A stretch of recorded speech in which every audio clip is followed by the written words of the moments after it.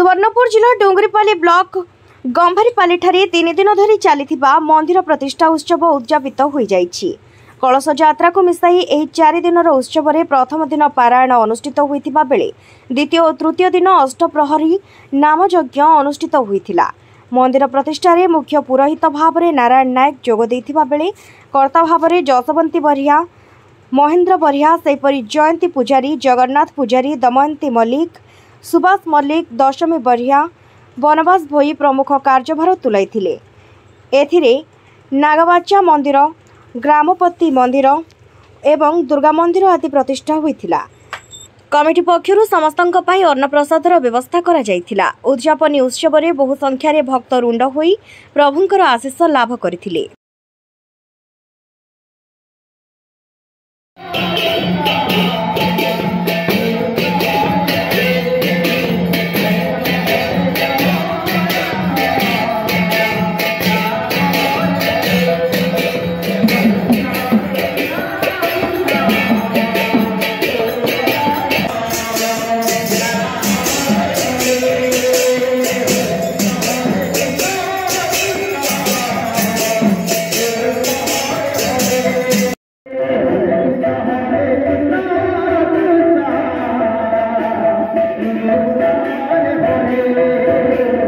मोर ना नारायण नायक निवासी समलेई छुआ आउ यही गंभीरपाली ग्राम रे 3 दिन धरी नागबाचा मंदिर, ग्रामपति मंदिर और दुर्गा मंडप प्रतिष्ठा चली आउ आज हूँ पुरस्चरण दिवस, शेष दिवस।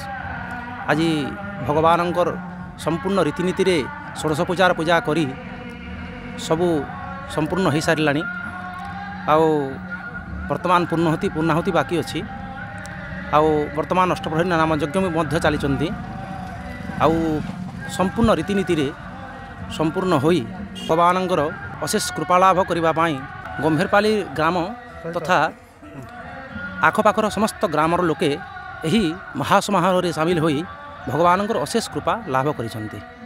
आज आम गंभारीपाली रे 4 दिन धरी चलिथिबा मंदिर प्रतिष्ठा उत्सव रे प्रथम दिन कलश यात्रा होता एवं द्वितीय दिन पारायण होता, तृतीय दिन नामयज्ञ आरंभ करी अष्टप्रहरी नामयज्ञ आरंभ करूँ।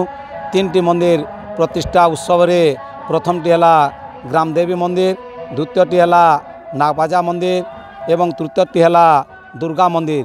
यही 3टी कर्ता थिलु। प्रथम कर्ता जगन्नाथ पुजारी, द्वितीय कर्ता सुभाष मल्लिक, तृतीय कर्ता बनवास बरिया एवं नामयज्ञर कर्ता महेंद्र बरिया। 4 आम कर्ता भाव में रही आज आम बहुत संख्यार लोक आसी आमर प्रतिष्ठा रे योगदान करिथिबारु मु बहुत उत्सव उल्लास रे मोर पेट पूरी उछुची एवं बहुत शांति श्रृंखला रे आमर मंदिर प्रतिष्ठा उत्सव समापन हेबाकू जाउची एवं किछि समय परे आमर नामयज्ञ पूर्णाहुति हेबाकू जाउची। डोंगरीपाली स्थित नीलाद्रि विहार ठारे खोलिला rise and shine play school.